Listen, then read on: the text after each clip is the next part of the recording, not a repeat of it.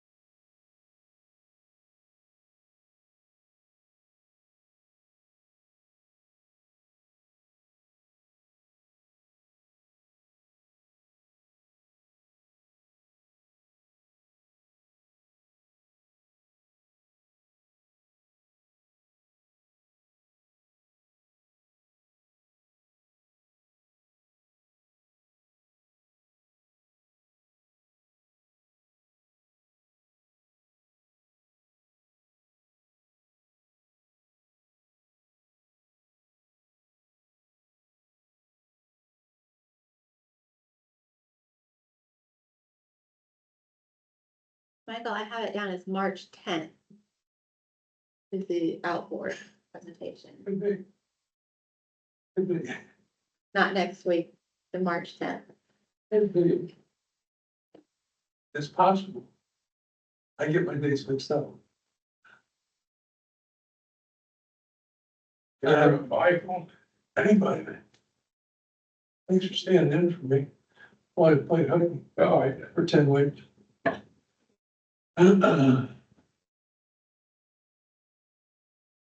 Got some agendas over here. She's just got a couple.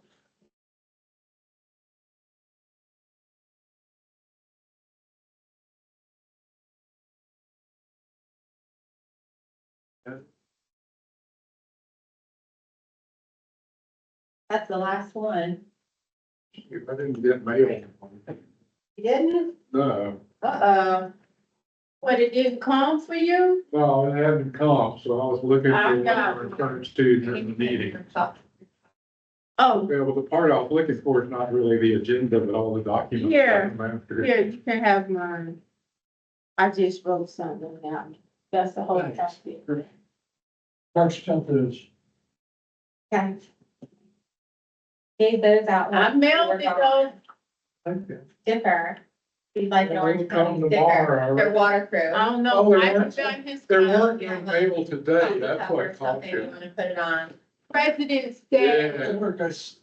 It's okay, I got one extra You're copy. not the only one. I walked all the way out to the mailbox. Yeah. When I got there, oh, yeah. Get some stuff done. Yeah. Yeah, that's right, it's been President's Day, it's been closed. Get support I think from so. them. It's gonna be a really tough budget year. Oh, of course. I mean, particularly just the economy is a little tricky right now. So being aware of that. Okay, We're doing the things that we need to do. super. We've got really good staff. Uh-huh. And the only vacancy that we have is the director. So, it's been a long time since all the operator positions have been filled. I saw the, post you put on LinkedIn with the two people that passed driver tests. Yeah, Yeah. the driver training is about 8 weeks after they get hired. They're in classes of training, so that's a lot of, Do they get a CDL? they have a CDL before they come to us. Oh, is that 8 right? weeks after the CDL. Nice. Did you get one of the, you got the squishy bus at the ribbon cutting, right? Yeah. Not vacation. But the fair free, huge. You working up, give a lot of independence. Um, Ownership, I should say. It's hard to know what the numbers are yet because we manually count passengers. And so we are gonna have this spring installed that we call them APCs for automatic people counters. So then we'll really have a better idea of how many people are getting on and off the buses. But nationally, the expectation is about 20% increase when you go to fare freight. And with the cost of the hardware, we'll save about $10,000 a year between hardware and software subscription. Cool. Yeah. Hardware is so expensive you'd have to have over 100 vehicles to start getting a volume discount. Right. And then it's no matter how many vehicles you have, you're still at $2,500 a month on your subscription to operate the software. It's a flat fee, no matter how many you have. So for small systems, it's really hard for it to make sense. And so the hardware that we had was past the end of useful life. So they wouldn't even push it another software update. Hmm. So, it was a $100,000 plus capital outlay. And then you got to annualize that over. My suspicion is that did not make it in the budget. I recommended instead of the capital outlay Right. that we go fare freight, Right. and commissioners were in favor of that. Oh, okay, I missed that detail, sorry. So, I went to them in December and asked to switch to fare free instead of investing in the capital. Uh-huh. And Great. so we made the switch in January. So mid fiscal year. We got any media besides that Daily Tar Heel article? WPTF. So that's not nothing. It'd be nice the news on Orange too. Now you got news in Mebane, which is the new. And we're happy to be fare free. And when I spoke to them last week, so that was a good conversation. We'll talk about that a little bit. Yep. Nice. Hello. Hopefully we'll have a forum. So there's Glenn and Heidi. Maybe, So I'm just gonna go ahead and put it there on the line. do they see us? Yes, with that device, they can see us. Is that called a call? It- We got one of those. Captures. Do you record the videos? Yeah. Automatically? On YouTube? Darlene's got it all set up. It's on YouTube. Good job. So when we send out the newsletter, if you click, it's scare free. Good, good stuff. So we got let's see, we got Heidi. Maybe we need- Online. Seven or four there. Yes. I think it is 7. Okay, we got online. Been great. We Had have the hardship to do it, either kept me busy for 10 weeks. and And, it was 10 weeks every Monday at 6 P.M. And, the interesting thing, it was, we have a partner in Australia. Mhm. And so, unbeknownst to us, 6 P.M. on Monday here is 8 a.m. on Tuesday in Australia. That's not the worst differential though for communication. Say what? That's not the worst differential though for communication. No, no.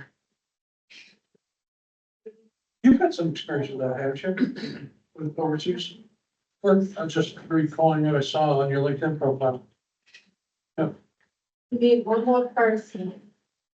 Yeah, when we lived in California, I had team here, France and China, Oh, my gosh.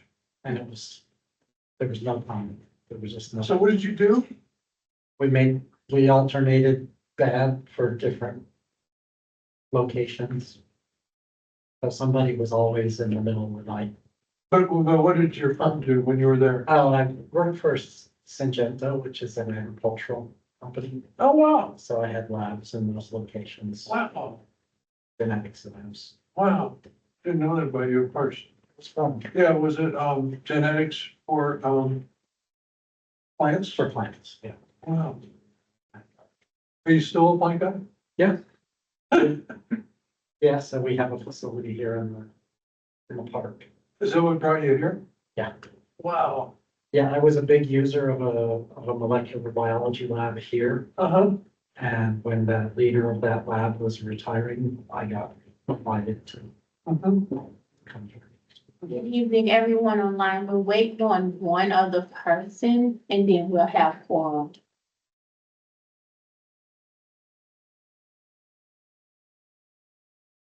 But yeah, Australia's. Well, no more different than China. Yeah.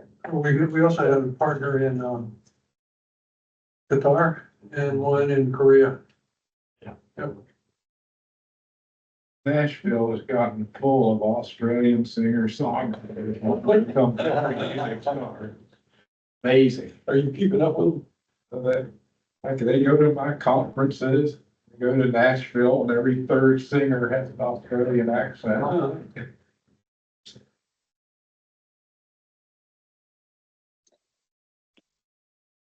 Darlene, can you hear me? This is Heidi. Yes, hello. I was saying we're waiting. We have 6. We're waiting on one other person and then we'll have quorum. That's fine. I was just wondering, did you send out this agenda? Because I never saw an agenda. I sent Oh, I it, got- I sent it in the mail and I sent out the newsletter. All I got in the mail was the distribution of project sheets. I did not get a agenda. Maybe it just wasn't put in there. Yeah, I got neither documents, agenda or the first distribution of projects.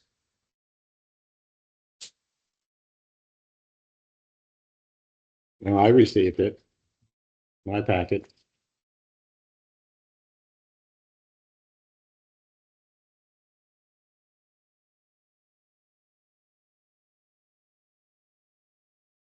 Well, Jamie just came home. Yeah. A few of us are standing outside and the door seems locked. Did you try the right door? The left door is locked, the right one I just came in. But I'll come Neither of them seems to open. Eric's coming up. Thank you.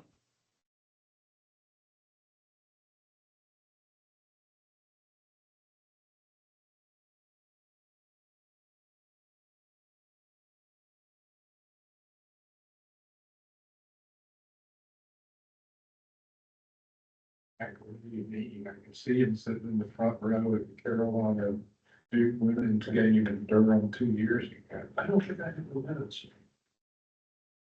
That's okay. I wasn't there anyway, so. We can have the other thing. They'll have to have. Just asking, probably even sharing about the public presentation to the OCC and the national channel. And, Darlene emailed me the work plan. Which would be the basis, part of the basis for all. And I've got to get one tomorrow for launching. Well, that was a lot of too. Lots of turns on. I don't see the imagine that.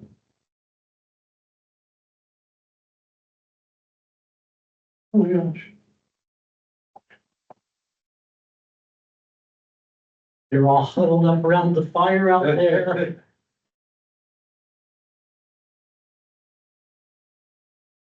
Yeah, you do better.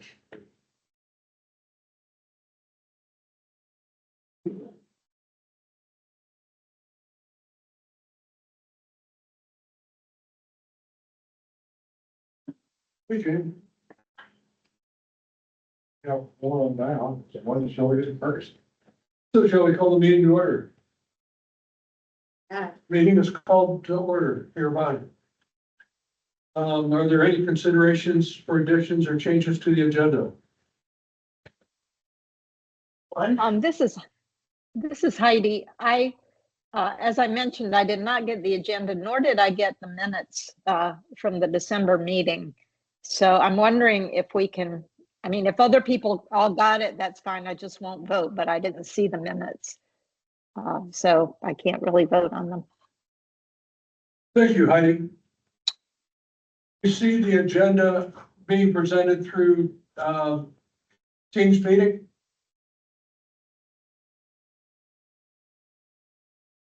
I can see the agenda on the screen now. I'm just saying that I Right, did not see the minutes, so I can't approve them. got it. Thank you, Heidi. Just wanted to know if you could see the screen. And Susan, Snow removal. snow removal. It's responsible. I know it's not something that happens often, but, as a pedestrian, there was almost impossible. The streets were great. Sidewalks, bus stops, not. So Early and that's Sarah, can something we that add happened this later. agenda for discussion later? We can, that is not something this department is involved in. Really? Okay. No, Where is it? Who does that then? It depends on what, Okay. I mean, even the bus stop a week and a half after the ice was covered in ice. yeah, the towns are responsible for the bus stop. Okay. I'll try to find out more about it. We What town are you in, Susan? Hillsborough. Okay. Just, I'm trying to walk How in about clear. Susan, We could, you and I can touch base about it after the meeting. Okay. Okay. Yes. any others? Hearing none, don't see any public? No public comments? So we're gonna vote on minutes or. Well, it's up to y'all. Minutes would be next. And, as much as I wasn't here for the minutes, I can't comment on that. So it's up to the board with respect to everybody here and online, with respect to what you want to do with the minutes. Are there any changes to the minutes that need to be made? The only thing I saw was the date within the minutes. I think it referenced November instead of December, like right underneath the top part of the agenda. Oh, yeah, sure. did. December 15th meeting was held on November 17th. But it looked like a pretty straightforward summary, nothing jumped out. I didn't have anything, I missed that. Jamie, Eric? I wasn't there. Oh, okay, It's accurate. okay. I'll move acceptance. So we have one motion to move to accept the minutes. Do we have a second? I'll make a second. Greg made a second. All in favor that are voting, not me, say aye. I, I believe, all I'll abstain. This is Heidi. right. How many, votes did we get? Was it 5 or 6?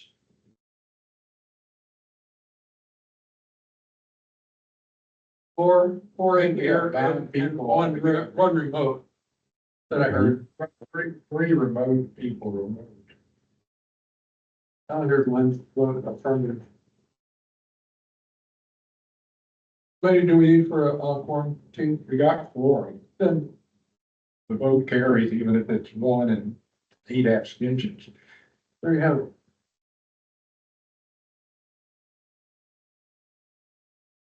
All right, a regular, outboard agenda, our annual work program. I'm gonna turn that over to Sarah and Darlene. all right, let me just get some. Okay, so when it comes right now to the annual work program, I wanted to provide y'all like a timeline on the things that we have completed so far. The staff working group is still working through that process on what projects they actually want in the FY 27 annual work program. We do have a meeting on Wednesday to start discussing more in detail on what the prioritization of certain projects will be. And it's going to be up to these staff working group members to let the administrator know actually what to put in the packet for all of the projects. But so far, we did do the minutes. The first time, not the minutes, but the first time the sheet was distroed out was the 29th. The draft was due on December the 1st, and the final project sheet was due on the 17th, We have had 2 special meetings to discuss, and they're still working through that, the members of the board are. And the last meeting we had on February the 6th, the sponsors had questions for each other individually. And then we got our, the tax district, which is basically the finance department, over that process to provide us an update to make sure that we stay within the budget requirements. And so at this next meeting that we have on Wednesday, that is what we're going to discuss.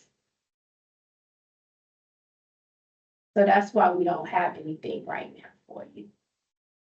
What about the other stuff we do that we usually report on those occasions, like working on safe streets to schools, putting together that dashboard that Nish did back in the spring? But that has nothing to do with the annual work program. This is for the transit, the bus, the Hillsborough Circulator, as for the man response. It's also with Go Triangle routes that they have that come to our location as well as Chapel Hill. So it's the bus routes. I'm going about what the Board of County Commissioners are gonna expect to hear. This isn't it. Right. They're gonna expect something more narrative. The commission worked on this and considered that and did the other thing, because it's a report from the commission, not a report from your department. The commissioners will get a report once, the staff working group has figured out what they want to recommend. But until they have a recommendation, the commissioners won't be getting any update. Well, they expect to hear back on what we've done in the last year. I mean, I've given these reports. I know what they want to hear. They want to hear mostly about all the good stuff we've done in the last year and not so much about what we're going to do in the coming year. So to your point, Darlene forwarded the summary of last calendar year to me while we were sitting at it, because I hadn't seen it yet. And I started to look at it, but I don't know if it meets what you're thinking, the expectations you're thinking. By title, it sounds like exactly what I'm thinking about. So this is the FY 27, not the the 26 has already been approved, which y'all saw with Nish. This is FY 27 annual work program that I'm referring to. Can you put up on the board the what you emailed me?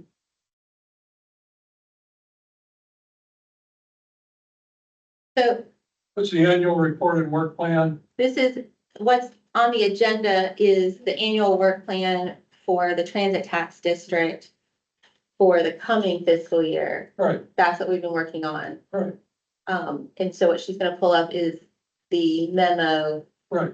that's going to commissioners For to what was review what accomplished. the outboard did last year, Last year. Right, for all of outboard, So not just. not this, so the one that I'm talking about now has nothing to do with the one that you're gonna brief the commissioners on. That's FY 26 annual work program. So we're working on FY 27, which is what I was talking to you about. So they're not expecting to hear anything from you about the FY 27. right. We get that. This is the FY 26, which I think is what you had emailed me earlier today. Yes. I'm just wondering if Art has seen it. Oh, Yeah, so go ahead. If you can put it on the big screen so everybody can look at it, please. yeah, this is exactly what I'm talking about. That's it. Yeah, I thought it was next week, but Sarah reminded me it's March 10th, and I looked back, it is March 10th. In the hills. But you still have to get a chapel. We can't see the screen. I have to, I'm bringing it up really quick. Okay. I'll share my screen so I can open up the, yes, for you. Oh, boy. At night. So, And this is the annual report, which is different than the annual work program. We get it. We understand. Okay, Yeah, thanks. the language is just so similar. Yeah, and you know, to Art's point, go ahead. Hold on, I'm not. Yes. That's what we're used to presenting to the commissioners. Is just a recap of what we did last year.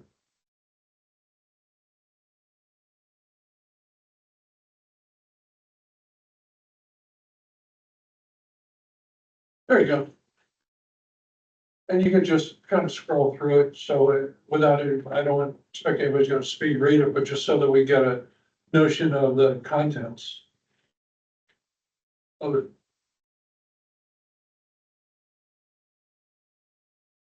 And of course, the summary that you're going through now is not really the meat of it. When you get down a little bit further, and you say, what was the most important accomplishments? Those are the things that we would highlight to the commissioners. Can we get a copy of this? I think Darlene's gonna email it to everybody on the board, yeah. So I think we touched on all of this in the previous meeting, right? Yeah. Yeah. You guys requested this input from us. This is everything that we discussed in December helped shape what went into the memo. That's what I was looking for. Is the safe routes to school on there? I can't tell. Yes, it is. It is.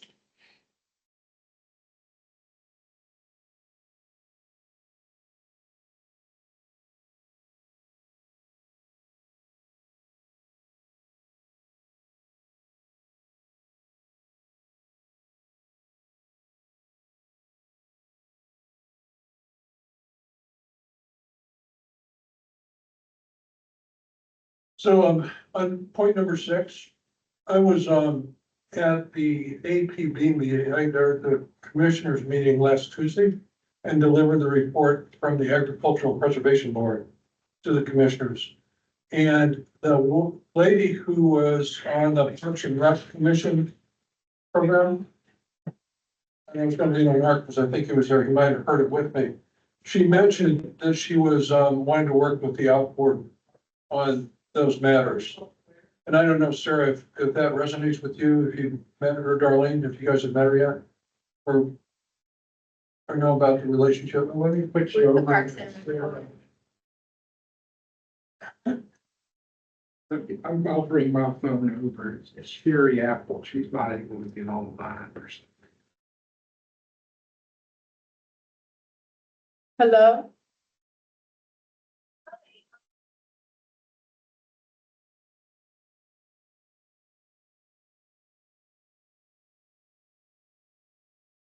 Sounds familiar.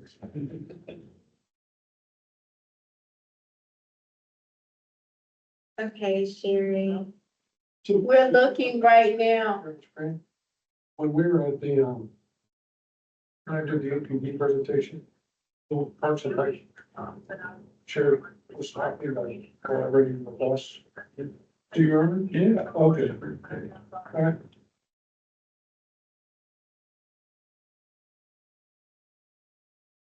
And I thought that had come up before, but couldn't recall what, if we had actually gotten.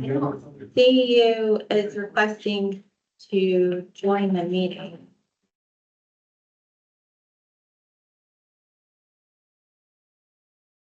Okay, the meeting has started, so let me see if I can. Ask request.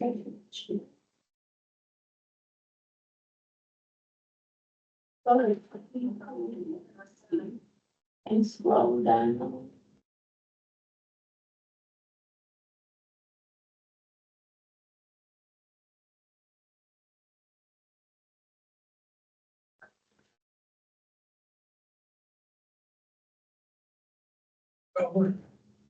Sherry, what's your email address? I'm gonna send you an invite directly from this.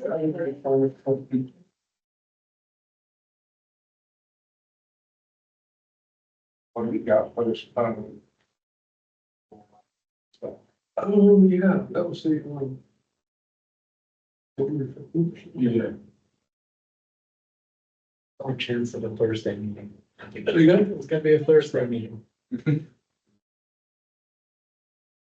That's right. Yeah.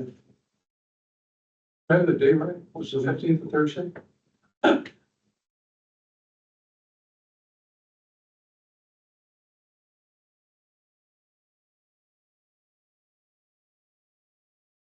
Wanted to make sure I had the email right.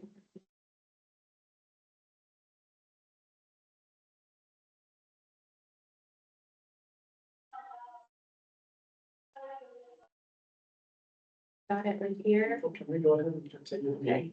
Send Say again? Can we reply to continue the your meeting? email that you sent. I'm sorry.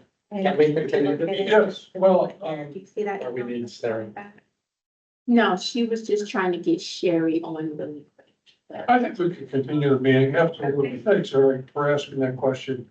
So, you can continue to scroll to the bottom, if anybody else wants to see the remainder of it. Thank you, Eric. Will we be sent a link to this after the meeting?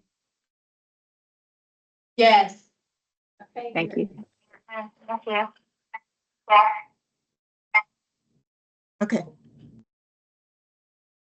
Okay, Hold on, what happened? my apologies, everybody. I don't know So, why it didn't Hold work. on, it just, staff had indicated that they don't have the, Hold on. FY 27 where finished is, yet.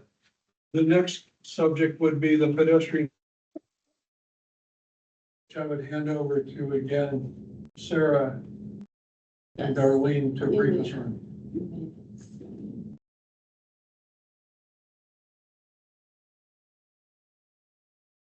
Hey, Sherry. Hi, again, my apologies. I don't know why it wasn't registering, so my apologies. No worries.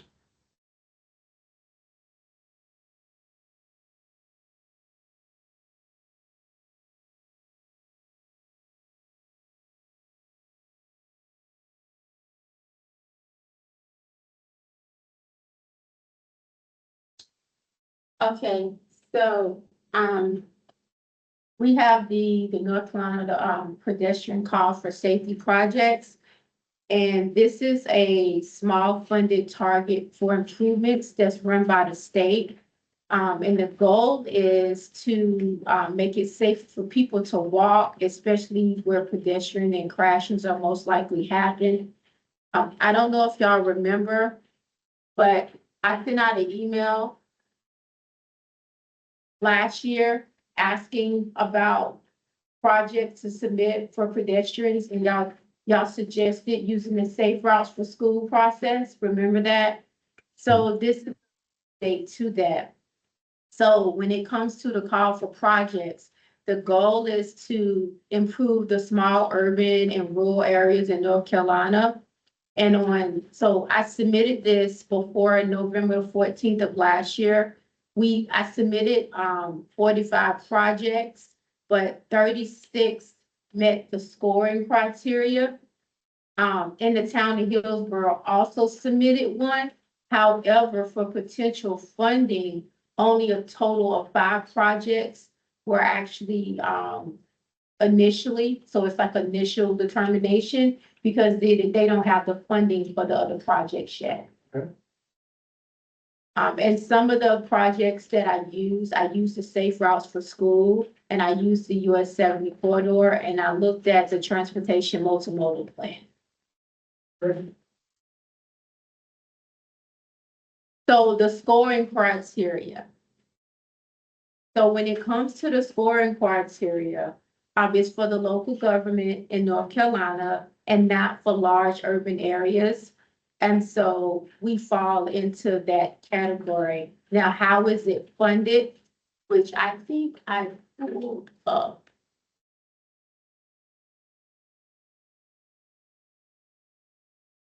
So this little area, our area, we have 50 to 50,000, 5,000 to 50,000, and this is where Hillsborough's at. And so that's where the funding falls from.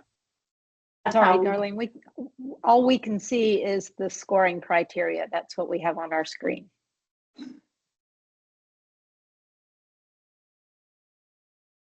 Okay, you can't see the other, okay.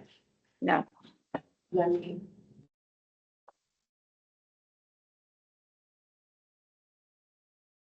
Can you see the map now? Yeah. Yes. So as I was saying, for Hillsborough, right here in the green, we are eligible because we fall within the 5,000 to 50,000 range. So if you look up here in the red, all of these places in red, Chapel Hill, Durham, they do not qualify. I was just showing you how we qualify. This is the map that they provided. Where was Carborough on that map? I didn't even see it I didn't see a color for it.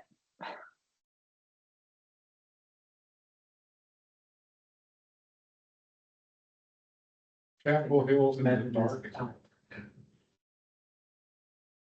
Harvard is not even mentioned. Yes, I noticed that. It should be right up there between Hillsborough and Chapel Hill. Right. I don't see them on here. I see Melbourne, Burlington, and Hillsborough.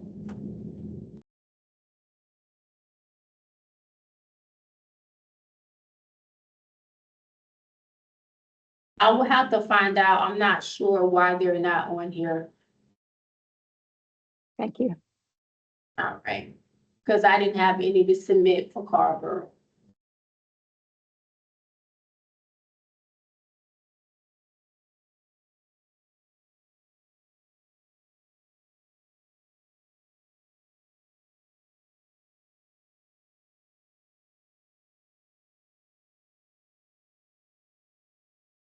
All right, so back to the scoring criteria, I just wanted to show y'all the map. So for the smaller towns that are 5K, they get 14 million.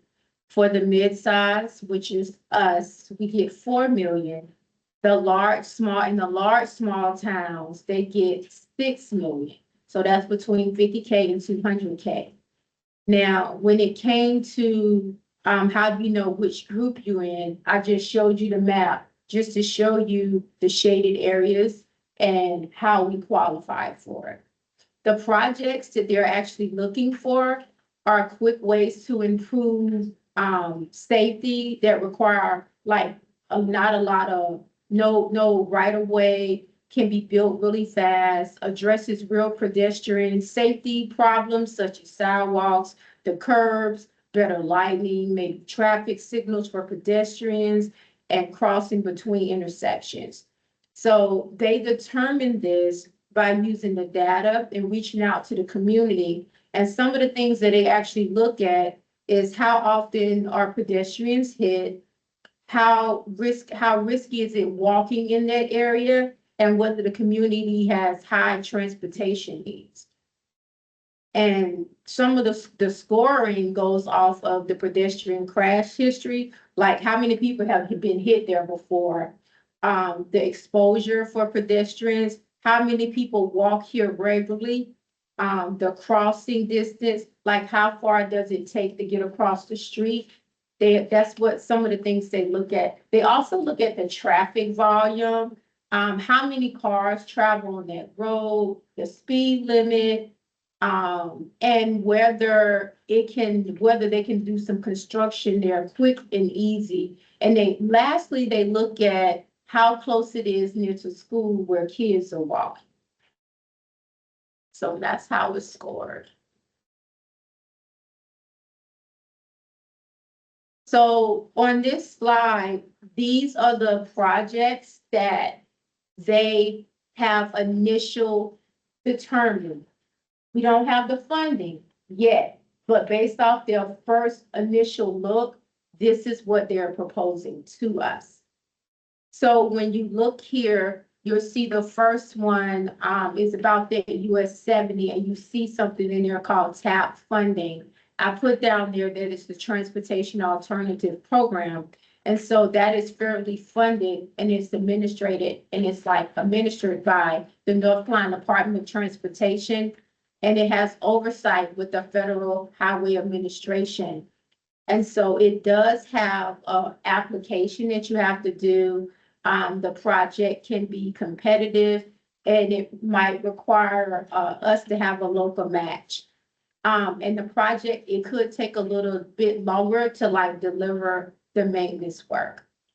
Is that not Revere Road rather than Reverse Road on their phone too? That's what they had on the thing. That's what they provide. Road in Orange County, it's Revere. It's Revere Road. Okay. This whole thing is messy. Like, Ethlyn Cheeksville Elementary is nowhere near Orange High School Road. But they're right next to each other at the table. I had a really hard time figuring out the details. So this right here was copied from the Safe Routes for School packet. Okay. So this is where I got this information from. Okay. The first one I got from the US 70 corridor. The other three that's here, I got from the Safe Routes for School project. And this is what the North Carolina Department of Transportation sent me back. They sent me back a Excel spreadsheet with this information.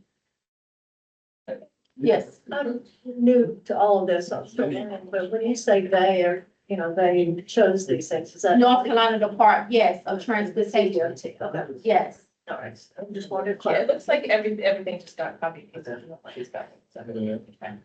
next step and copy and paste and. So, I'm sorry. I can't hear if you're talking. I can't really hear you. I was going to say something, but if I'm interrupting somebody, go ahead and finish. You're good, Heidi. Okay. So all of the projects that we had considered putting in there, are they all only eligible for TAP funding? No, they're also eligible for HSIP funding, right? For And highway they're safety. also, right, and they're also funded for division maintenance as well. So it's 3 types of funding. However, this is the initial, it still has to go through the design and all of that process. So it's not, we don't have the money yet, but this is just their first initial look. Okay. And so all of the projects that you submitted are within the town of Hillsborough limits or not? Because they all So say Hillsborough.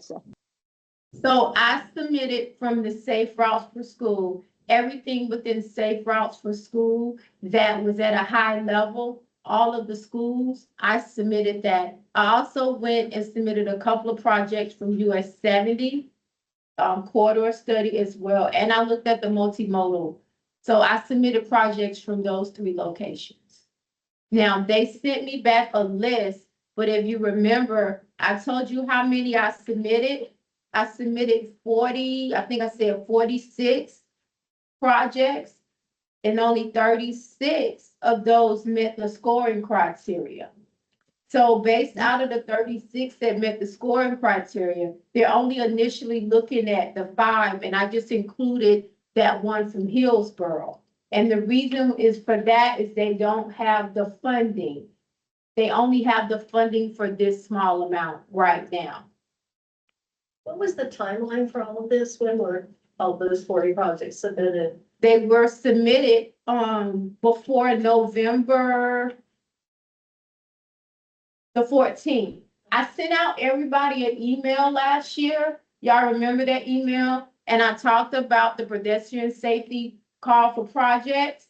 And that's what I was referring to. And y'all suggested that I go look into Safe Routes for School and the different projects and multiple things that we had already accomplished and completed. And that's what I pulled my list from.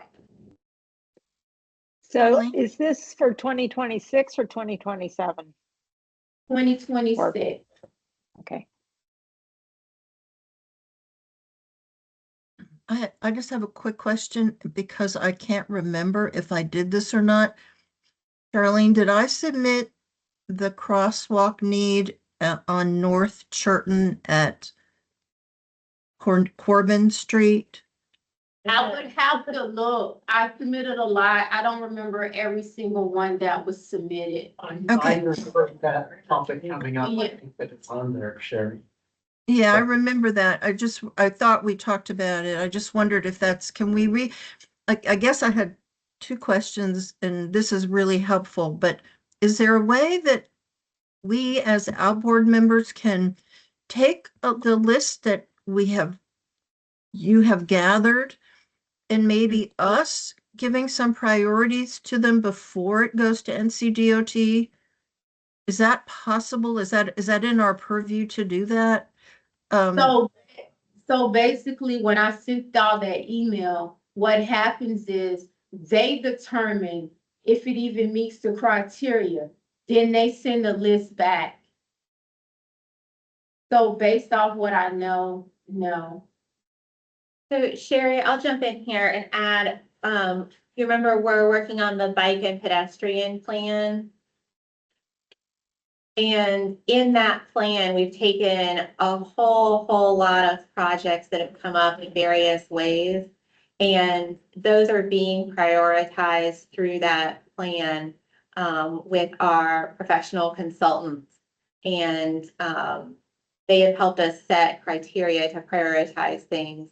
And so there's a list of the order that are recommended for projects. And it starts with the ones that are considered low hanging fruit, that are the most ready to go, that would be the most likely to get funded, easiest to achieve, the quick turnaround.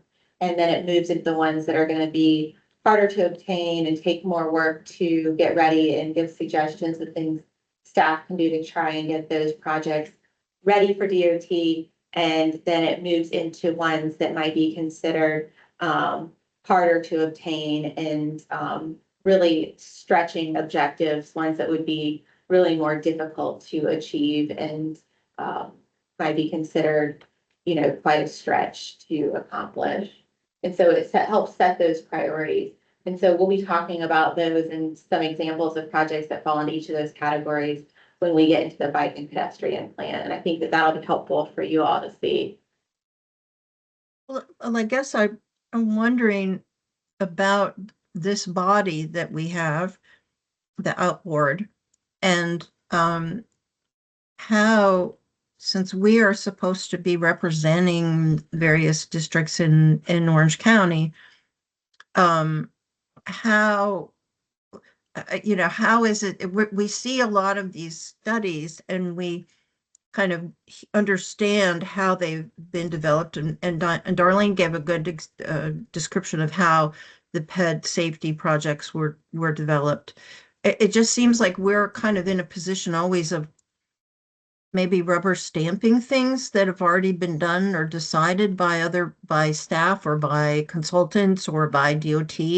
And I just wonder if we, if there is if there's some way we can get a little bit ahead of this so that we can kind of talk to DOT about what we, as the people who are in Orange County and representing Orange County, feel are priorities, as opposed to what NCDOT thinks are priorities based on, yes, criteria, but also there should be some, well, in any case, that's just my thoughts about this, and it's kind of a little bit off track, but I hope you understand that there's a bit of frustration here that we have some expertise to bring to these decisions, but seems like there's no place for that. And maybe others don't feel that way. It's just something that it's struck me more and more as I've been on this group. Let's keep talking about that and find a place for that to fit in, because I definitely want to hear from you and keep getting those ideas, because, conditions change over time. There's going to be new needs that evolve, and we need to get those plugged in. There could be things that come up that we want to take action on, and there's needs that are going to be less over time as well. So, let's continue to think about that, and let me get back to you on that as well. Doesn't it originate though with the whole basis of the MPO and the way DOT works at a higher level, when it starts thinking about the funds it's got available, and then starts thinking about how they are split between the different parties in the MPO? The funds are split out by region, right? And so there's only so many funds, so many dollars to go around, and there's different types of projects that go different funds for different types of things. So we've got to figure out how those priorities shake out. And so one of the things about the bike and pedestrian plan is it's going to give us, we asked for the criteria of how we set those priorities, not just the projects on a numbered list, but how can we use this as a tool to help set priorities as things come up in the future, and be able to build those out. So I think that that's going to be helpful for us as we're evaluating things and when new requests come in. So let's see what that looks like and get some of these new requests that come about and look at them. Just I want to check with Sherry and Heidi. Can you hear Sarah well? I can, this is Sherry. I can Okay, hear good. her. Okay, Some of just the check. others I have trouble with, but she's fine. Cool. I just wanted to make sure. So I guess just to build on that. After they did the scoring, were these the only 4 projects that came back, or were there others and we had to then prioritize out of that? So regardless, we submitted the big list, this is what came back, so there really wasn't a whole lot of other input, right? No, it was, a lot came back that that said that they just didn't have the money. A lot of the projects came back and they said, well, I don't have funding for FY 26 for those projects. Or sharing that list with us might be helpful as we look in the future, just so we have that as a reference. Okay. And one of the things Darlene and I have talked about is, following up with DOT so we can get feedback on what else they would want to hear about some of these projects. So, you know, if they have questions or if there's any trends that they see about why projects didn't score higher, or if it's just that things are so competitive to get the money, what things can we learn from this experience to help us potentially achieve better outcomes going forward? Yeah, just out of curiosity, which office at DOT are you working with on this? I have to look in my email. I can't remember. It's With the district office? yeah, it's a district office. I just don't remember the guy's exact title under there. Which district? This district? Yes, Okay. yes. That'd be Chuck? But Chuck is the overall, but this didn't come from Chuck. That's why Chuck is like the overall, but I talked to someone else in Division 7, not Chuck. Okay. Got it. Thank you. You're welcome. Yeah. I Archer, think that right? feedback would be helpful for us. Say again, Heidi? I just wondered if it was Archer, right Archer. I can never remember which order his name is in, but he's the Division 7 engineer. I will have to look. I don't want to misquote and tell y'all the wrong name. Because there's a couple of people in that email, Okay, but I can't look in the email. all right.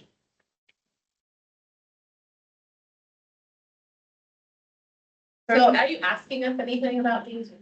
no, I'm just providing information to you, giving you an update based off on what I submitted, based off the conversation and the email traffic that I received from everyone. And I wanted to let y'all know that we did submit a lot of projects and I wanted to provide you an update with where we are with that.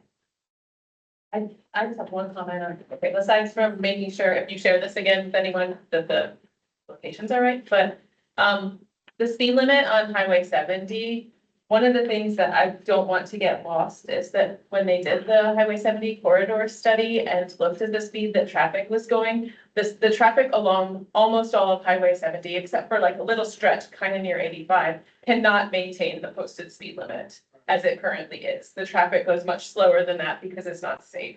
So there's actual data in that corridor study that supports the lowering of the speed limit all along Highway 70. So if anyone has, I just want to make sure that information doesn't get, because it was a few years ago and no one looks too much at that right now, but I want to make sure it doesn't get. And there's a section of Highway 70 that's in express design right now for some changes to be made. And express design does not mean that things are gonna happen in a speedy manner. It just means that we are, there's some initial ideas coming forward that will help to scope how the project is designed in the future. Do you know what section that is? It is basically from, near Food Lion to near DMV. Okay. Like St. Mary's to. St. Mary, too. I couldn't remember the other streets. I was trying to give you the right one, because I don't remember what the other street was. I have a quick question about the Orange County, the Eflin Creeks Global Elementary School project description. And I think it's wonderful, and I think hooray, it would be really nice if this could happen. But I do think that as this project moves forward, the police need to be informed about this, because there will need to be some police enforcement of this once this happens, because people will not probably pay attention to it. Just FYI. I'm glad Sherry brought that up because no parking signs would be really ineffective. Because what it is it's parents sitting in their car on the side of the road waiting. So if someone comes to try and force parking, they're gonna leave. Like, it's just not, there's not a good solution to that problem. Because the only way to do it would be to actually like physically block off the shoulder of the road so nobody can pull over on it, which is also not a solution. So I'm not sure that would be a good use of funds. Because it says no parking, but nobody has qualms about just pulling over and sitting in their car in front of a no parking sign. That's not really parking, right? You're just stopping. That's So what's, yeah, that's Maybe why I it should say, say no, it should say no standing. right, no stop. But yeah, and then the same road in the morning, like it's in the afternoon, it's Orange High School where it's a real safety problem. In the morning, it's Orange Middle School. The parents back up there waiting for the car line to start moving, which is less of a pedestrian safety problem, but the same roadside parking. So You could have the sign saying no standing instead of no parking, yeah, and they couldn't sit in their cars. I mean, are we trying to keep them from sitting in their cars, or are we just saying that we can't do it and letting it die? I mean, if it's a safety problem, we should find a way to make it work. Right, yeah, I don't think no parking signs are the answer, but maybe if sheriff showing up and talking to people sitting in their cars and telling them they can't do that. Ultimately, it's that we have too many people driving their kids and picking them up at school. That was stark in the data we looked at in the safe routes to school. Some schools, like nobody walking to school. again, I urge people to not necessarily drive, but to look at St. Mary's Road, right in front of where the dental office is, right across from the elementary school there. There are stopped cars in both directions because there is a no shoulder, and they're just stopped in the road, and nobody can go around them. It's ridiculous. But I'm sorry, I didn't mean to pull into a digression. My apologies. That's okay. I'd like to recognize Susan. She wanted to offer something. Yeah, I'm so new at this. That's okay. There's so much Good to Lord. learn, but I don't really see how the thing with, to the third and fourth one are really pedestrian issues. They seem like car issues to me. I have a thought that that's what everybody's suggesting, that there are more car issues than pedestrian issues. But I mean, are there pedestrians involved here crossing the street? What? Yeah. And the orange High one, the one that's listed as at Appalachian is actually the Orange High. But that one, yes. So what happens, the car line for Orange High, you pull all the way to the back of the parking lot, like it feels like a mile, all the way to the back of the school, and then you come back to the front, you pick up your kid. Well, parents don't turn in, they just pull up past the drive and the kid walks through the parking lot down the hill onto the road. And so those are the parents waiting in the car that don't want to drive that giant loop into the school. So it's pedestrians crossing the car line. It's like it's a giant mess, but. Is that something that transit could get involved in, moving so that all the parents aren't driving to the school? Is that another solution to explore? I like the free thinking, but I think that is, and it just strikes me as an opinion, it's indicative of today's society that parents, want to drive their kids for safe reasons. But at the same time, I'm not talking about school. and it's not the transit system, it would be the school bus system. County buses taking kids somewhere where parents can pick up that would reduce the traffic there, not necessarily school buses. So I hear you. And I would offer that, throw that back to Sarah to get Sarah's opinion. We are not in a position to transport minors. Our drivers are not trained or insured for that. That would be something. That's an issue for us. But there are other things that schools can do. That really feels like a school issue, but we work with them on pedestrian safety. And so it sounds like there might need to be some more conversations around that. I live near downtown, and try to walk or bike when the weather's good everywhere. And I'm coming to the conclusion that Hillsborough is not a very friendly pedestrian. place, and that's part of why I got on this board. And Okay, I don't know how to address that, but It takes a long time, you know, it's building things and, making those changes, especially when we're partnering with DOT. It's not a fast process. I feel like I have a lot to learn and even start to be helpful. all right. All right. So Back to Darlene. So the three projects are in the middle, the two that's the school, well, all three of them that's the school. So those are actually being initially recommended for the division maintenance funds. So they consider that small, quick fixes that NCDOT can like do themselves, and then we use division funding. So that means that they will fund that by the highway division will actually fund that to fix those pedestrian situations that's listed there.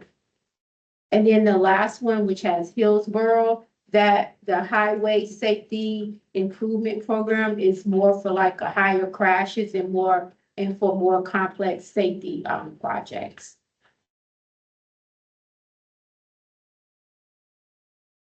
So the next steps would be this, as I said before, we are not committed to funding yet. But the next step would be to do it, they would do a design, and that would help develop a more accurate cost estimate. Because then it could change again. So that's why I said this is just a initial. And then you have the review of it. And then after reviewing that, they're gonna decide if they're gonna move forward.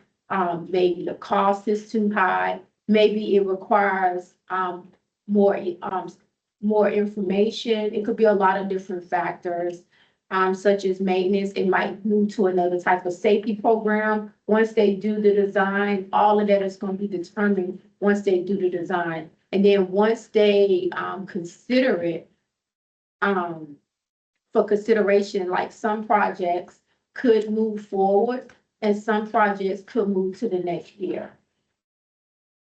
for the second round of pedestrian call for safety. And then for implementation, that would mean that the funding is approved. So we don't have a timeline on that yet, because I did ask and I will keep asking.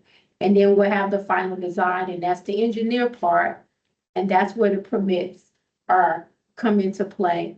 And then you have construction, which is they start building or making the improvements. And then the closeout would be the inspections. Is there absolutely, I'm sorry, go ahead, please. Darlene, but it looks like from what you said, there's really only one project that's going to be eligible for TAP funding, and that's the first one. All the other ones are for maintenance, and the last one is for, so it's only the one that really is advancing for these next steps, or all they are, or will they all be eligible? So they have to go through design. So they're gonna go through design, and then based off that cost estimate, that's going to determine, because they only have a certain amount of money. So it still has to go to design. Even if it's not being used it's not being funded by TAP funding, even though it's going to be funded by other piles of Yes. money. Yes, everything, that's why I said the initial project determination. Okay. So initial project determination, it still has to go through that. That's why I'm letting y'all know it's not like, the funding is not available. It hasn't been determined yet, but I just wanted to share the information for situational awareness. Thank you. You're welcome. Are there any other questions from other board members? Was there, I had one, Darlene, is there no notion of timeline at all? Not yet, Not at all? Is there- not yet, Okay. no. Once I have one, I'll let y'all know. Last question, who's doing the initial design work on that? Is it- They haven't told me any of that yet. I would have to ask somebody in that department on the design. For the district? At the In district the, level? Okay. yes, how often do these call for projects happen? once a year, Once a year, so there'll be another one after next year. All right, the next item on the agenda is a Michael, staff. can I just ask a brief question? Of course you can. The, I'm the sorry. fact that we don't have a state budget yet, does that impact this cycle at all, or the calendar is still the standard calendar? Do you know? We have not been informed one way or the other. And the other state programs have continued to move ahead.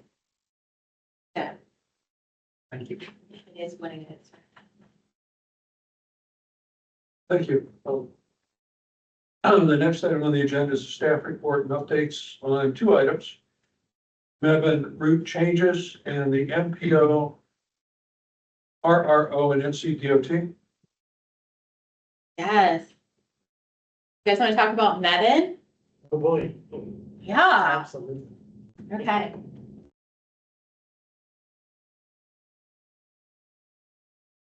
So I spent last Monday afternoon with the Mebane Town Council. Can you go ahead and go to the next slide for me, darling? Talked to them and told them about our 4 fixed routes. You all know we have the orange route and blue route here in Hillsborough. We have the Orange Alamance connector, and we have the hill to hill service from Chapel Hill to Hillsborough back and forth. We have also a large volume of on-demand service. When we are fully staffed with our drivers and dispatchers, which we are right now, that's about 220 on-demand rides a day that we are providing service for. And over all those services, we maintain 98% on-time response rate, which is super important when you're running public transportation. People want to be able to know they can depend on us. This is above average in the region, and so we are super proud of that on-time rate. So I like to point that out whenever I can. As you all know, we also started operating fare free on the fixed routes in January. Folks are really enjoying that. And so with any conversation about route changes or adding service, we would be looking at new routes and services being fare free as well. Not looking to add hardware and software just for one service. Mebane is looking to have service added in the spring, and we'll show you some maps and talk a little about what that looks like in just a second. But a couple of the reasons that Mebane has asked us to work with them is it would be a similar experience to what we're offering now in Hillsborough. They see what we offer in Hillsborough as being a really high quality and reliable service, and that's what they would like to have for residents there. And we are currently serving Mebane with the Orange Alamance Express. So if you go to the next slide, you can see what the Orange Alamance service looks like right now. And it's going from Hillsborough up to Mebane. It's going to Cone Hill and then coming back. So if you weren't familiar with that route, that's exactly where it goes. And on the next slide, you can see what we are proposing for pilot service. We've run this for about a year.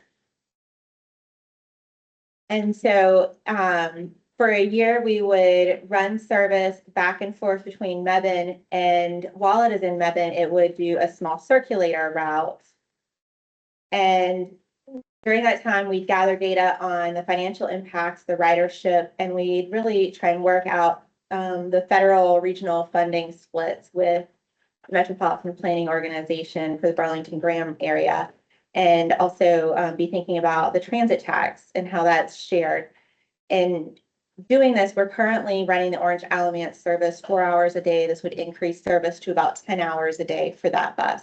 That would be a significant increase. On the next slide, it shows you, without a timetable, but a rough idea of what that service would look like. So it would start in Hillsborough in the morning, go back and forth a few times to get those folks that are making the morning commute, especially folks going to Durham Tech, which we have several folks that go from Mebane to Durham Tech. And then it would go up to Mebane and make a loop. That loop is going to take 25 to 30 minutes, and it's stopping at Walmart, some drugstores, community centers, Food Lion, and then a couple of apartment complexes. It's important when you're starting service to make that loop fairly short so people can get on and get off frequently. When more people can get on and get off frequently, you're gonna build ridership as it becomes reliable. And that's really just a best practice. So we do that a few times in the morning. People could get on, get off, go where they need to go, and then it'd go back and forth to Mebane and Hillsborough for lunchtime, people that want to make that connection. And then do the same thing in the afternoon. So if somebody took the bus in Mebane, picked up the Mebane circulator and rode it to the library, and then the bus came to Hillsborough in the middle of the day and they're at the library, they could hang out at the library for an hour to an hour and a half, and then they could get on the Mebane bus again and get back home. So they wouldn't be stuck at the library all day. They might be there for a little while, but that's not too terribly long. And then it'd do a few more loops around in the afternoon, and then it would do that back and forth again in the evening for the commuters. So that's kind of the service that we're proposing. That would be starting at 8 a.m. and running until about 6 p.m. Next slide there. I just asked a Yeah. question, when it goes back and forth, does it like, will it like go to Mebane and do a loop in Mebane and then come back? Or does it just go back and forth? It just goes directly back and forth to Cohen Hill, like it does now. And then when it does the loop, it would just do the loop several times and then go back and forth. Yeah. So it's almost like, we've been describing it as like, it's a lollipop. And then it goes loops, and then it goes back and forth and back and forth, and then it loops and loops and loops, and then back and forth. So the idea is that this is a phased approach. So the current route is on the left. The short term, we'd have an orange Alamance with a Mebane loop circulator combined. And then in the longer term, be thinking about what two routes could potentially look like. And we want to be thinking about where a longer route could be in Mebane if that's what the town really wants to do.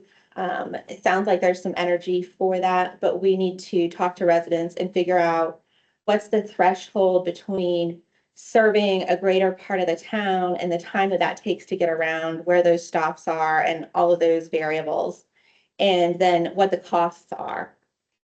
So there's a lot to figure out over the course of a year. And so that's stop scheduling headways, transfer locations, what connections look like, because right now there are several services that are coming together at that Cohen Hill transfer point. And really the funding is going to be a key part of that. And as you can see on the next slide, here's some of the funding sources. We've got the county is currently funding the service. We've got the Triangle West TPO puts in some funding that helps cover some of these expenses. And the Triangle, the transit tax from Orange County, and the Burlington Graham MPO is a funding source as well. We've got expenses for the bus. So if we are going to have a dedicated route in Mebane, we would have capital expenses for vehicle or vehicles.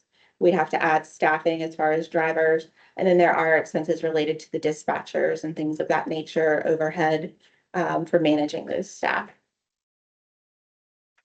So we always remind folks when we're talking about public transportation, it is a public service. Public transportation does not pay for itself. It's always something that we need to support as public entities.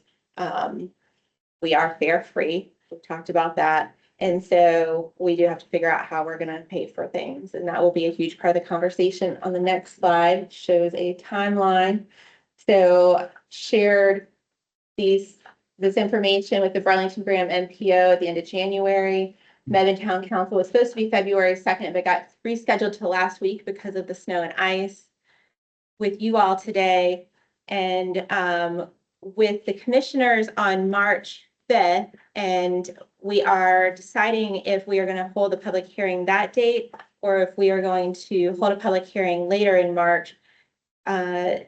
The county commissioners and the Mebane Town Council are having a joint meeting March, I believe, 17th. And so we are waiting to hear back if we will do the public hearing after that joint meeting or before. So what questions do you have about service in Mebane.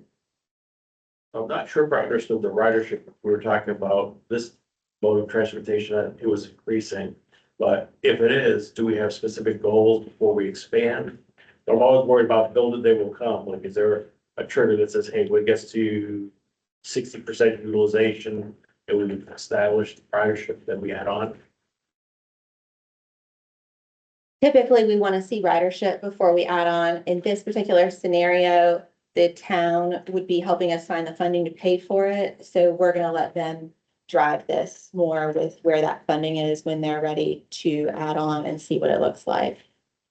They would be more of a customer in this scenario. Good. We don't have a particular ridership number goal. So Sarah, I missed what's the current demand in this proposed area between the orange elements expressed today and also MOD and in that target and the lollipop, this was said? Yeah, in that area. Yeah, and what's demand today? The orange Alamance is only running 4 hours a day, so it's really low. And so we don't know what the demand is outside of those 4 hours, which it's only midday service right now. So we know that that's low. It's a few people a day. But it is because of the hours. We really think it's because of the hours. So for us, this is an opportunity to explore, is there a better service? Are there more riders outside of that low service time anyway? We think that there are. So doing a pilot with Mebane allows us to look at both of these things at the same time for a year. Let's see. What percentage of your current riders do you think, are going from medical to medical clinics? Because I know I've had to go to Mebane some especially since our doctor's office got flooded here. Is it the medical a big part of it, do you think, or? For our demand response, that is primarily medical.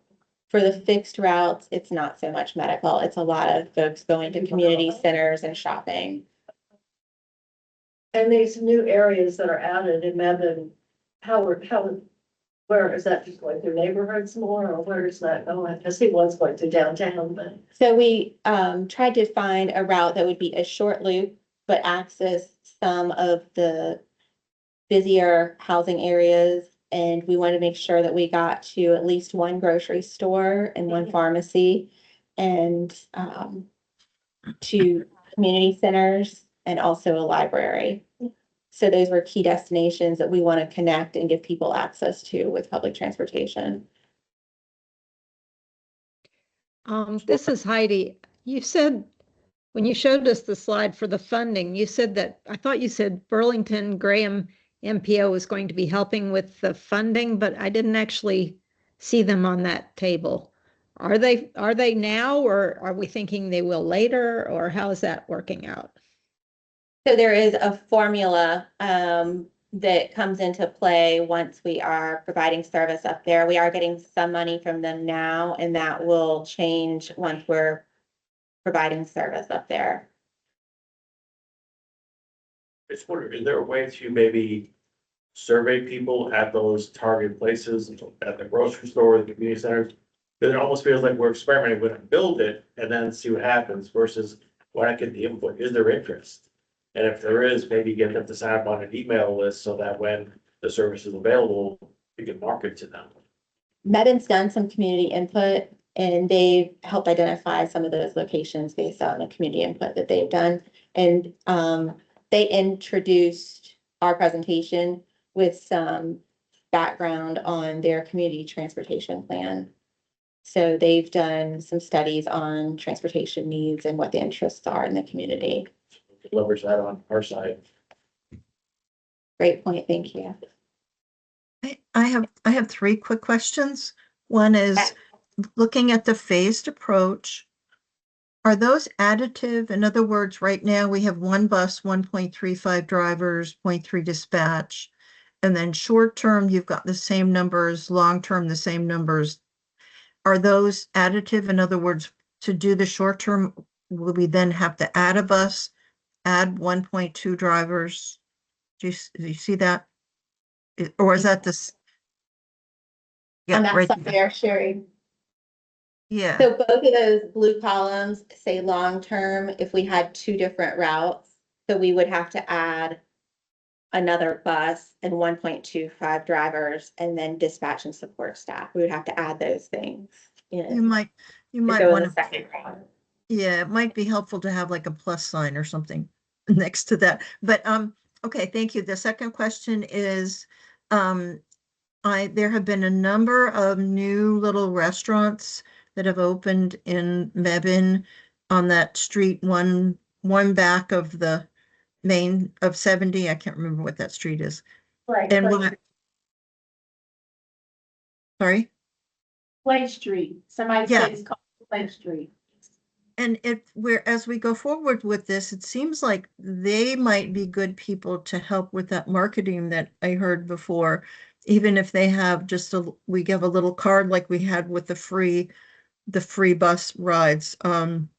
Because only a block off of there potentially. I don't know exactly how the turns are made, but they might be good sources for marketing and as we do the short term loop. And then my last question has to do with that public hearing. Do we as Outboard, do we actually have would it be something appropriate for one of the Outboard members to present to that Mebane and Orange County combined meeting our thoughts about this as part of the public hearing? You're welcome to come as a member of the public and give comments on it. But the Outboard itself can't like go and say, we've reviewed this and we are, whatever we would want to say, but it just seems like that would be a little more than just individuals saying, we think this is a good idea. That is not typically what we've done in the past. Right.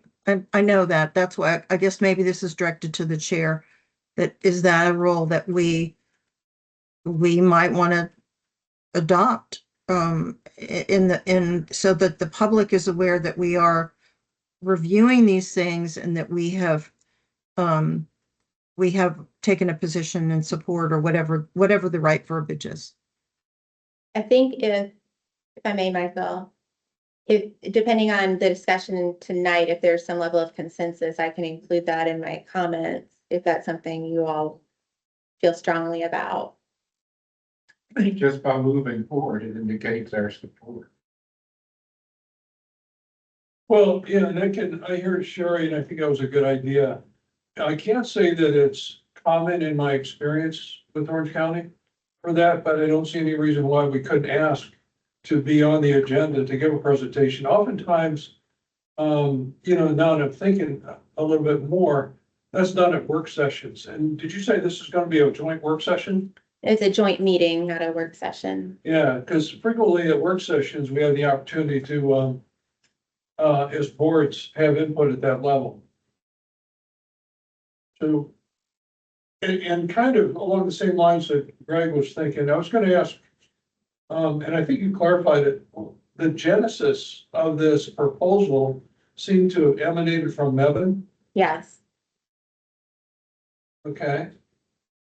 And Sherry, I'm not deflecting the answer to your question, but I'm just kind of going through a couple of things. I also don't understand that phased approach chart. Does that mean in each of those purple columns to the far right, you have to add one bus for each of those? So if we were to split out and have two routes, if we leave it as one combined route, we need one bus and one set of staff. Right. If we were to have make a decision at some point in the future after the pilot's over to have two routes, which is what Mebane is interested in as of right now, then we would need another bus or two. And then we would need additional operators and resources to run those. So right now, if I'm looking at those two columns on the right, one is long-term with a single bus. That's the first column. To the right, UA Express. You're adding one bus. The OA Express, that would be one bus This is what we have right now. It would take one bus. Would that be a new bus or an existing bus? That would be an existing bus. I got you, okay. And then the new bus is the other column, the other side of that. Right. All right, so it's just involved, and the capital requirement would be one bus, and the operating would be 1.25 drivers. Yes. So really, 1.25 drivers is like, what, 2 drivers? Yes. Just ask. I think Sherry So was we right. use- I think you need to put like plus one bus, plus 1.25 drivers to make it clear. Yeah. that Or was in good. the heading, you can add. Seems like the bulk of that funding for the Nubbin circulator need to come from Mebane rather than Orange County, given how much of it's in Alabama. All of the circulator portion is in Alamance right now. So that is where we are going with that. And that's why it's an important topic for a joint meeting. To get back to Jerry's question about procedure, best I remember when I was chair, we were doing one with the county commissioners instead of on our own. The chair of BOCC asked me as chair of Outboard to call the public hearing to order. And then when they were done, she asked me to close the public hearing. The staff did all the talking about why it's important, not me as representative of the commission. I just did ceremonial stuff. Thanks for that reflection. So, I think that is worth exploring, as you got closer to working out the agenda and having the conversations with them. Is that enough direction for now? It's very helpful. Cool. Susan, Yeah, it says spring service change. About when, where do you think? in the spring? It depends on when we do that public hearing, because we would want to have we want to notice to the public for a couple weeks so that they have time to hear what might be happening and to give input at the public hearing. And then a couple more weeks after the public hearing before things would go into effect. April, May. So if it was to be a March 5th public hearing, we'd be looking at 3 to 4 weeks later, so April sometime. And this may be preliminary since it hasn't happened yet, but trans is one of the areas I'm very interested in, and I'd like to see a lot more people on the buses we have. And I have all kinds of ideas about how's it gonna be promoted? How are people gonna know about this happening? Both with getting the engagement from the public on where the stops go and what those headways are and the routing and all of those things, and promoting the changes to the public. We're really going to be working with Mebane on that together, with our community engagement office and getting that There are lots information of out. schools where people are enjoying going to downtown Mebane because that Clay Street that she mentioned has gotten really popular. So I could see where if it was promoted enough, people would enjoy riding that bus from downtown to downtown. I think there's also a benefit to the public with, there's a number of folks that enjoy the bus stopping at the Cheeks Community Center. And so this would add more service to that community center. Yeah, topic. I noticed a lot of people seem to have packets, so I don't know if my old man didn't bring it to my house. Yeah, we all did too. I was in the best. And today is President's Day. Yeah. That's what our day is. But I know that. Well, I thought we were looking at some of the slides on the screen, but that's why I wasn't too worried, because I said, well, I looked like it would read out, so. Sarah, can I so just, it's probably still in the mail. It's not by mail, it's only the good stuff that gets lost, the bills find their way. I think I got mine on Saturday. Just that. Well, I got mine, but it didn't have the agenda with it, and it didn't have the minutes, so. If we had to check it out, I said, maybe it's in there, and it wasn't, so. but again, you're still posting these electronically as well. Yes, So it looks that's where I saw the agenda. I sent out the newsletter that I sent out on Monday, I did put the whole package. So this was sent to us electronically too, because I couldn't find it. All I found was the link to this meeting. Yes, it's sent electronically. Remember the newsletter that I sent out? I sent out a newsletter. Yes, I'm looking at the newsletter. I'm looking at it right now online, and it says outboard meeting. Oh, the packet is, okay, I missed that. I missed the link there. That's good to know. I just saw the whole big thing with the outboard, and then it said the meeting time, and then it went to 2025 instead of 2026, and but okay, got it. Eric, you I had a do have question? I have one more question though about minutes, because I thought we said we were going to be putting them somewhere that we could access them later, the approved ones. And I still don't know where to look for those. Did I'll you send send a link? Yes, I'll send you the link again. Yes, Okay, thank I you. will. You're welcome. Eric? So I thought I understood the first two columns, but I want to clarify. Okay, The green column, the current OA Express is 4 hours a day, midday. It uses a bus and a driver and It does. support staff. yeah, The proposal for the pilot is to use that same bus and driver resource cross 8 AM to 6 PM yes, and do the back and forth with the lollipop circulating in that. yes. So the financial impact is negligible of the The- pilot? The financial impact, the pilot is.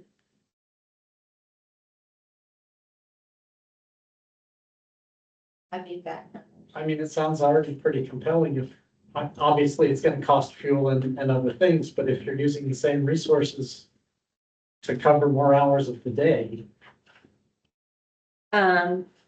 The financial impact is gonna be less than a 50% increase because we're already bringing in the staff and we've already got the fringe and all those things. and then that would be the same for just the long term. The first blue column would Right. be that same Right. rough budget. Okay, thank you. Because I never go to nothing, but I might start. I can go anytime during the day. All right, are we good? Do you have all the information you need, Sarah? Very helpful. Thank you. Cool. We'll move on to you have another update on the MPO? No, I know Sherry, you just had something you wanted me to ask them, correct? The MPO? No, not the NPO, the North Carolina Department of Transportation. You asked something about a plan, and you too, Jamie, right? Y'all had something y'all wanted me to ask them? These You mean- other. Yes, yes. I mean, I just wanted, the only question I had was just making sure that these routes actually match up the project descriptions if they send this to you. Because like, for example, Evelyn Cheeks-Silva Elementary School is not on Orange High School Road. That should say Orange High School instead of Evelyn Cheeks Elementary. And then even the next one where it says Orange Middle School, but it's about US 70. It should probably just say US 70.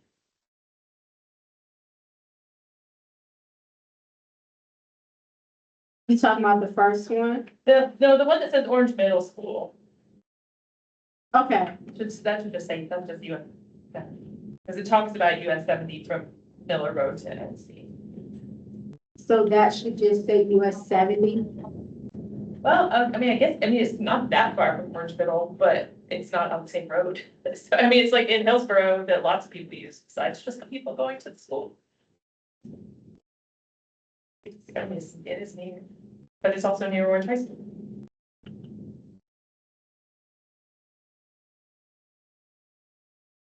Alright, I'll make sure I get with them to make sure the location is correct. 'Cause this is what was in the safe routes for school.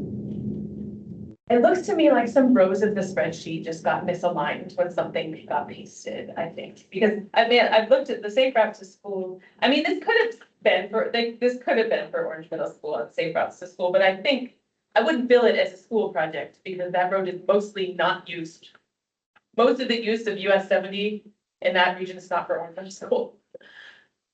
Even though it's news. I'll make sure I follow that up and I'll send y'all, I can send y'all the list that they gave. Are you good, Darlene? Yes, What you want clarification on? yes, Cool, great. Are we finished with your items? Staff? yes. You are. Sarah, you as well? Yeah. Is there any other business, any other items for the board to have conversation about? Can we get an update on what the meeting next month is about with the joint meeting? Because I have no information on it. Are we going to be getting any information about the topics and the reason for it? So we are working with the consultant to try and get materials ready. We are continuing to have some issues with the contract getting extended, but that will be a joint meeting with the deeper board, and it will be a presentation from the consultant about the bike and pedestrian plan and the consultant that's doing the trails plan. The commissioners have asked us to have those two plans parallel each other and to overlay in such a way that the bike ped plan and the trails connect. And so that the public can use those resources interchangeably. And so we want to have everybody look at those plans together and think about them together. So the best way to do that is David Stansel and I feel is to have all of you in one room and hear about both of those plans at the same time. To be thinking about all of those ways that the community uses those resources together. So will we get any material before the meeting or not? You will be getting materials before the meeting, yes. Okay, okay. At a 6:30 meeting or 7:30? 6:30. And we will, if the contract is not executed, the extension by next week, we will have to look at pushing it out. So we are waiting, NCDOT has to sign off on that contract because they have provided us with funding. So there is some chance that that may not happen, but we've been told they are doing their best to get it done. Okay. Do we know where the meeting will be? Will it be where we meet or will it be somewhere else? Probably at a deeper place. Yeah. We have the room reserved at North Campus at the Bonnie B. Davis Center. I think most people that are in the room are nodding their heads like they know where that is. Across I'm not from nodding, the- but I'll find it. It's very easy to find. You go to a jail, you've gone to the wrong place. There's a bus shelter, right? Bus stop shelter right next to it. There's a huge line of people across the street before the Any other questions? I have a question sorry. I was gonna say, so for clarification, so we would only have one meeting, it would be the joint meeting, and if not, then it would be pushed out, is that correct? Okay, thank you. Go ahead, Sherry. Sherry, go ahead. Mike, I had a question.